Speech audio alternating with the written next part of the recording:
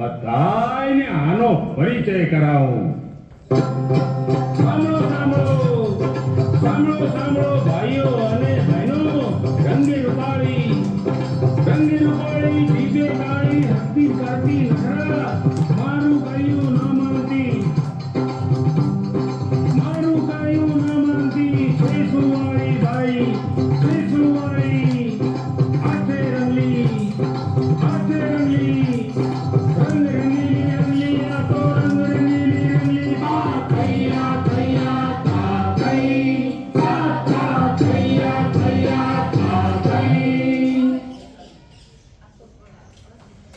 મારો જન્મ જૂનાગઢના ધારી ગામમાં થયો હતો. મારા અવાજમાં એક અજીબ પ્રકારની ભાવનાત્મકતા પ્રગટી છે.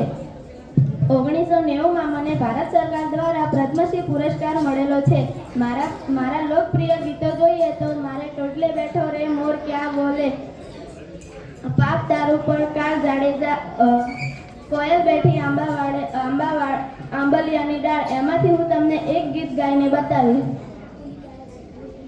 મારે ટોડલે બેઠો રે મોર ક્યાં બોલે, મારે ટોડલે બેઠો રે મોર ક્યાં બોલે, મોર ક્યાં બોલે, મોર ક્યાં બોલે, મારે ટોડલે બેઠો રે મોર ક્યાં બોલે, મારા હૈયારો હાલ, મારા દલાલે રાલે, જનાવર જીવતા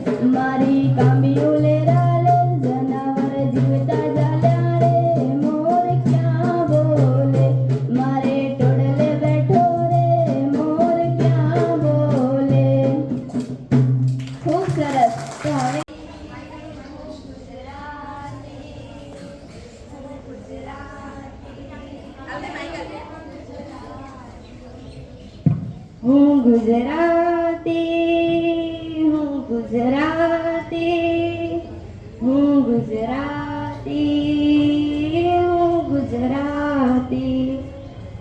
ખૂબ સરસ. તો હવે આપણી વચ્ચે ઉપસ્થિત થઈ રહ્યા છે ગુણવંતરાય આચાર્ય.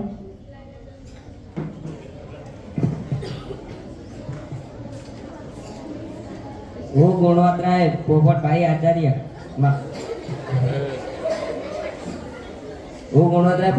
આચાર્ય મારો જન્મ 9 સપ્ટેમ્બર 1919માં જેતલસર ગુજરાતમાં થયો હતો.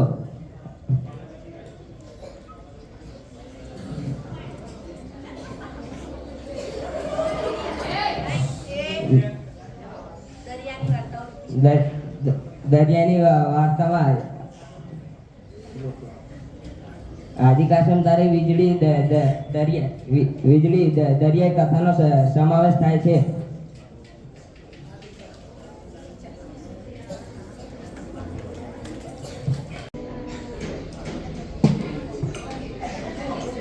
ઓમ નમઃ શિવાય. ઓમ નમઃ શિવાય. ઓમ નમઃ શિવાય. ગુડ મોર્નિંગ મમ્મીજી. ઓમ નમઃ શિવાય. ગુડ મોર્નિંગ મમ્મીજી. ઓમ નમઃ શિવાય. ગુડ મોર્નિંગ મમ્મીજી. સુપ્રભાત બેટા. હું ગુડ મોર્નિંગ બોલું છું. તમે શું સુપ્રભાત કરી રહ્યા છો? એ તો આપણી માતૃભાષા છે અને માતૃભાષા બોલવામાં શાની શરમ? હું તો ફોરેનમાં ભણી ગણીને મોટી થઈ છું. મને તો ઇંગ્લિશ જ આવડે. તમે ભલે ને ફોરેનમાં ભણી ગણીને મોટા થયા છો, પણ માતૃભાષા વિશેની સમજ તો હોવી જોઈએ ને. આ શું માતૃભાષા કરી રહ્યા છો? માતૃભાષા એટલે શું? I don't know. અહીંયા બહુ બેટા, હું તને માતૃભાષા વિશેની સમજ આલું. કહોજી વહુ બેટા, તમને સપનું કોઈ દિવસ અંગ્રેજીમાં આવ્યું છે? ના, સપનું થોડી અંગ્રેજીમાં આવતું હોય.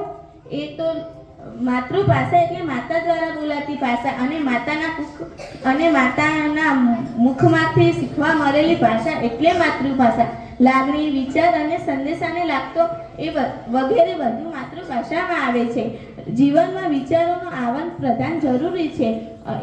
એ માતૃભાષા શીખવી આપણામાં જરૂરી છે. રવિન્દ્રનાથ ટાગોરે તો માતૃભાષાની માતાને દૂધ સાથે સરખાવ્યા છે. જેની માતૃભાષા સારી તેના ગણિત, વિજ્ઞાન, સામાજિક વિજ્ઞાન જેવા અનેક વિષયો બધા જ સારા. બાળકની માતૃભાષા વિશેની સમજ આપવાની જરૂર નથી હોતી. તે તો તેની માતાની કોખમાંથી જ માતૃભાષા વિશે મેળવી આવે છે. તો હવે ખબર પડી બહુ બેટા, માતૃભાષા વિશેનું કેટલું બધું મહત્વ છે. હા મમ્મીજી, મને નથી ખબર કે માતૃભાષાનું આટલું બધું મહત્વ છે. થેન્ક યુ નહીં, આભાર. કવિયત્રી વિનોદિની નીલકંઠ. મારો જન્મ 1907 અમદાવાદમાં થયો હતો. મારા પિતાનું નામ રમણભાઈ નીલકંઠ છે. મારા માતાનું નામ વિદ્યાગૌરીબેન નીલકંઠ. હું એક નવલકથાકાર, નિબંધકાર અને વાર્તાકાર છું. હું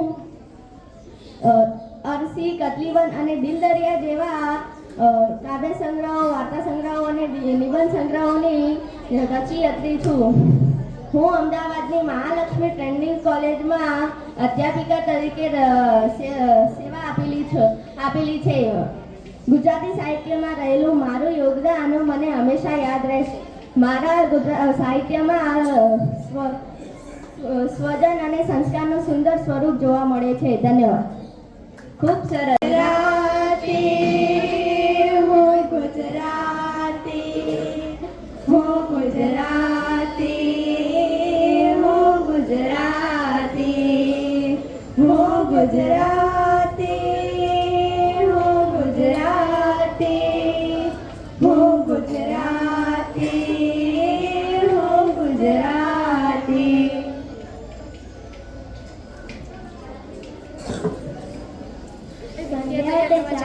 ચા પીધી? હા, મેં ચા તો પીધી, પણ બા ના પીધી. બા કેવી રીતે પીવાય? ભક્તિ, તને ખબર છે કાલે પરીક્ષા છે તો તું પેન લાવી છે? હા, મેં પેન તો લીધી છે, પણ બેન નથી લીધું. ભક્તિ, તને ખબર છે કાલે શિવરાત્રી છે તો તું ઉપવાસ લે છે? હા, ઉપવાસ તો લઉં છું, પણ ઉપવાસ નથી લેતી. ઉપવાસ કેવી રીતે લેવાય? તમે બધાએ આ સંવાદ સાંભળ્યો. આ સંવાદમાં વિરુક્ત શબ્દો વપરાયેલા છે. વિરુક્ત શબ્દ એટલે કે એક શબ્દ સાથે બે શબ્દ વપરાયા હોય તેને જ વિરુક્ત શબ્દ કહે છે. સાહિત્યમાં મહાત્મા ગાંધીએ જેમને રાષ્ટ્રીય શાયરનું બિરુદ આપેલું છે એવા સૌરાષ્ટ્રના સાવજ એવા ઝવેરચંદ મેઘાણી. સાવજ ગરજે, સખજ ગરજે, વનરાવણનો રાજા ગરજે, ગીર કાંઠાનો કેસરી ગરજે, ઐરાવત કોળનો હરી ગરજે, મોફાળીમાં તેલો ગરજે, ચારણ કન્યા 14 વર્ષની ચારણ કન્યા, બાળી ભોળી ચારણ કન્યા. એવી શ્રેષ્ઠ રચનાઓ તેમણે કરી છે.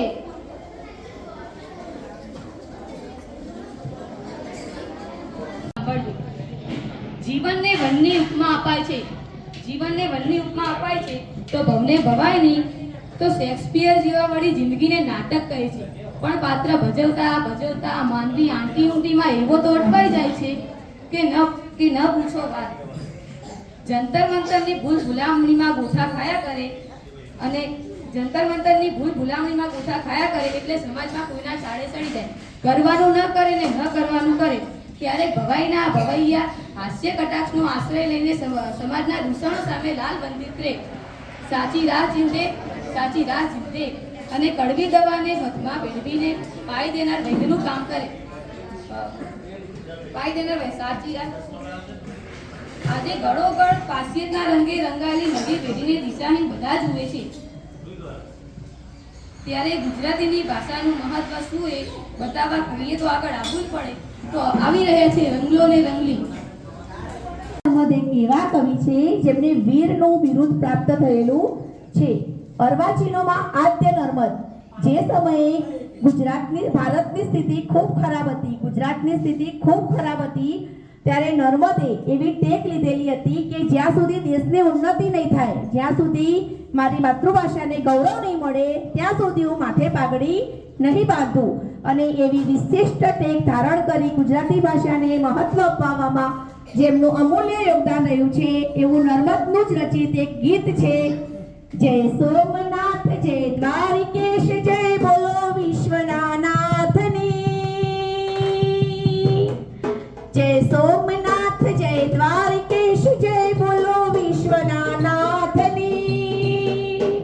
સ્વર્ણ અક્ષરે લખશે કવિઓ યશ ગુજરાતની આ ભગવંતી ગુજરાતની. ગામમાં રાજવી કે પોતે રાજા હોવા છતાં કેવા સંવેદનશીલ, પ્રેમાળ અને રુજુ હૃદયવાળા આપણા સુરસિંહજી તખ્તસિંહજી ગોહિલ, જેમણે આપણે કલાબી તરીકે માનીએ છીએ. જ્યાં જ્યાં નજર મારી ઠરી યાદી ભરી ત્યાં આપની, જ્યાં જ્યાં નજર મારી ઠરી યાદી ભરી આપની જેવી સુંદર રચનાના રચયિતા. એક ઘા જેવી સુંદર રચના આજે પણ દરેક હૃદયને વિચલિત કરે છે. કલાપીનો કેકારવમાં તેમની દરેક રચનાઓ સંગ્રહિત કરવામાં આવી છે. આ પસ્તાવ વિપુલ શક્તિ ઉતરાઈ ગયું છે. પાપી તેમાં ડૂબકી દઈને પુણ્યશાળી બને છે. આ પસ્તાવ વિપુલ ચરનું શક્તિ ઉતરી ગયું છે. પાપી તેમાં ડૂબકી દઈને પુણ્યશાળી બને છે. અસ્તુ. સદા સૌમ્યશ્રી રાત્રિ મળી મને માતૃભાષા ગુજરાતી. સદા સૌમ્યશ્રી રાત્રિ મળી મને માતૃભાષા ગુજરાતી. હું માનવી માનવ થાઉં તો ઘણું. ડુંગરા વિના મારે ભંગવા હતા ડુંગરા. અને હે જંગલી કુંડ જોઈ હતી. સુના સરોવરિયાની સોનેરી પાળે આંચોળી મારે ગમી હતી.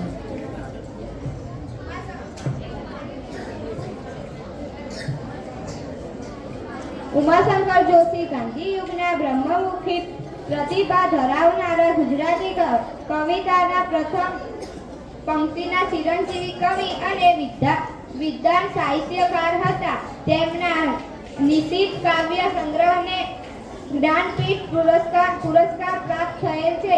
ઉમાશંકર જોશીએ વાસુકી અને શ્રવણ ઉપનામથી સાહિત્ય સર્જન કરેલ છે. દેવા કૃષ્ણ ગોવાળિયા તુજ વિના દેનુમાં કોણ જાશે. હે જાગને જાદવા. ખૂબ સરસ. બહુ એટલે બધો રાજા બેટા. હેલો. પ્રેમાનંદ એટલે માણ ભટ્ટ, ગાંગરિયા ભટ્ટ શ્રેષ્ઠ આખ્યાનકાર. વીર ક્ષેત્રે વડોદરું ગુજરાત મધ્યે ગામ ચતુર્વંશી જ્ઞાતિ બ્રાહ્મણ પ્રેમાનંદ છે નામ. લોકોએ તેમને કવિ શિરોમણીની ઉપાધિ નવાજ્યા છે. તેમણે ઓખાહરણ, સુદામા ચરિત્ર, કુંવરબાઈનું મામેરું જેવા આખ્યાનની રચના કરેલ છે. એવા પ્રખ્યાત પ્રેમાનંદને રજૂ કરતા હું ખૂબ ગર્વ અનુભવું છું.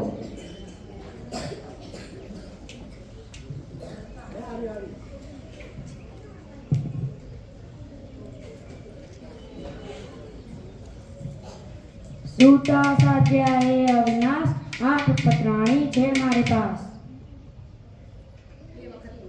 સૂતા સાચ્યા એ અવિનાશ, 8 પતરાણી છે મારે પાસ. ખૂબ સરસ. તો હવે આપણે નામ પન્નાલાલ પટેલ નાથાલાલ પટેલ છે. મારો જન્મ 7 મે 1912 અંડલીમાં થયો હતો. હું નવલકથાકાર, ટૂંકી વાર્તાનો લેખક છું. મારા સર્વના સુખ દુઃખના સાથી માનવીની ભવાઈ અને મળેલો જીવ છે. મારી આત્મકલા અલગ ઝલક છે. માનવીની ભવાઈ તે ગુજરાતના 56 દુષ્કાળ પર આધારિત છે. એના માટે એક ચલચિત્ર પણ બનાવેલું હતું.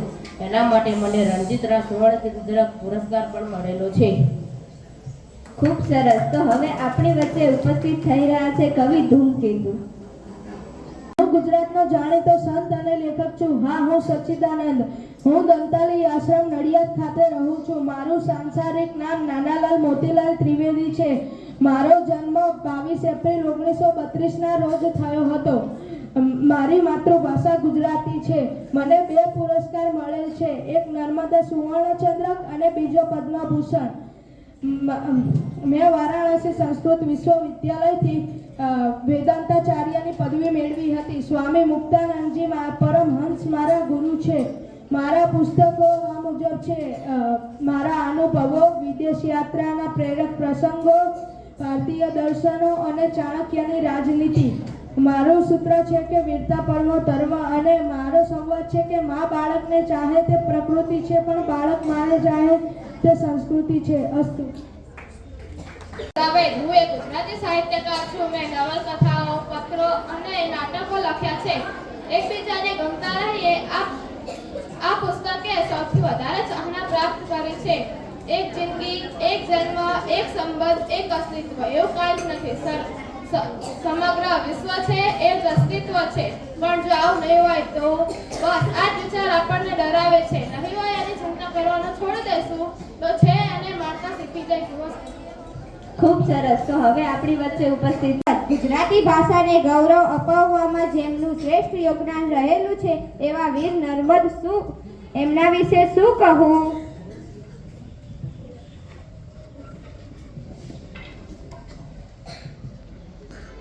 યા હોમ કરીને કૂદી પડો ફતેહ છે આગે. જ્યાં સુધી મારી માતૃભાષાને ગૌરવ ન મળે ત્યાં સુધી હું પાકડી નહીં પહેરું.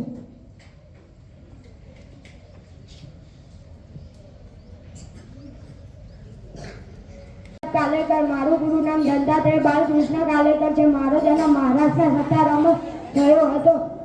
મરાઠી ભાષામાં મેં મારું પ્રાથમિક શિક્ષણ લીધું હતું. જીવનનો આનંદ અને રખડવાના આનંદ જેવા લલિત્ય નિબંધની રચના મેં કરી હતી. હું પોતે મરાઠી પરિવારમાં જન્મેલો હોવા છતાં ગુજરાતી સાહિત્યમાં મારું અમૂલ્ય યોગદાન આપેલું છે. શારીરિક ગુજરાતીનું બિરુદ પ્રાપ્ત કરનાર હું કાકા સાહેબ કાલેલકર. ખૂબ સરસ. ગુજરાતી સાહિત્યકાર અને ગુજરાતી નવલિકાના આદ્ય પિતા ધૂમકેતુ. પોસ્ટ ઓફિસ, પૈયા દાદા, રાજપૂત રાણીઓ જેવી વાર્તાઓ તેમણે આપી છે. સ્વભાવથી જ મનમોજી એવા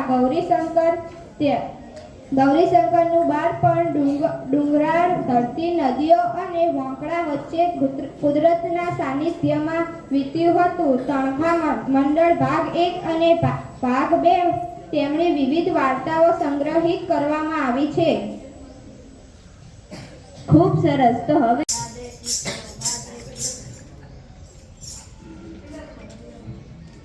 રાધે કૃષ્ણ, રાધે કૃષ્ણ, રાધે કૃષ્ણ, રાધે કૃષ્ણ. ભલું થયું ભાગી ધંધા, સુખેથી બધું શ્રી ગોપાલ. ભલું થયું ભાગી ધંધા, સુખેથી બધું શ્રી ગોપાલ. રાધે કૃષ્ણ, રાધે કૃષ્ણ, રાધે કૃષ્ણ, રાધે કૃષ્ણ, રાધે કૃષ્ણ, રાધે કૃષ્ણ, રાધે કૃષ્ણ. સ્વતંત્રતા સેનાની રાજકોરી ગુજરાતી ભાષાનો જાણીતો લેખક અને શિક્ષણ શાસ્ત્રી. મારી પહેલી નવલકથા પાટણની પ્રભુતા છે. ત્યારબાદ મેં રાજધીરાજ અને ગુજરાતનો નાથ જેવી નવલકથા આપી છે. બંધારણ સભા સમિતિમાં પણ મારું વિશેષ યોગદાન રહેલું છે. ગુજરાતી સાહિત્યના શ્રેષ્ઠ લેખક ગુણવંતરાય આચાર્યની પુત્રી છું. હું એક નવલકથાકાર, વાર્તાકાર અને એક સફળ નાટ્યકાર પણ છું. માટીનું ઘર એ મારી શ્રેષ્ઠ નવલકથા છે.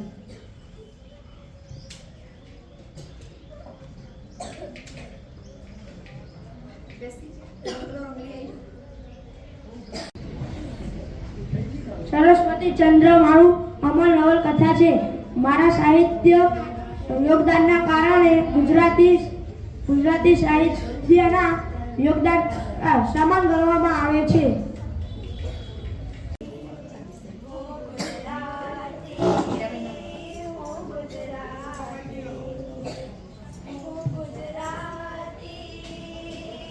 નજીક લોંગ ના જાઓ.